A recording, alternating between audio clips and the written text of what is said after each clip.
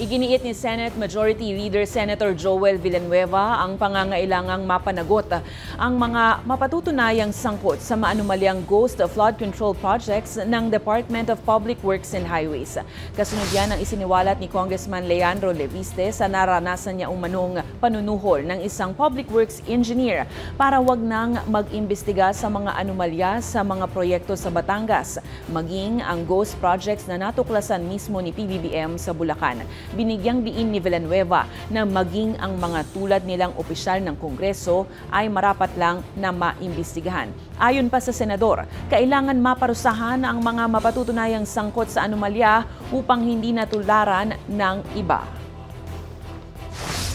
Wala dapat santuhin kung sino man ang involved dito, senador, kongresista, etc.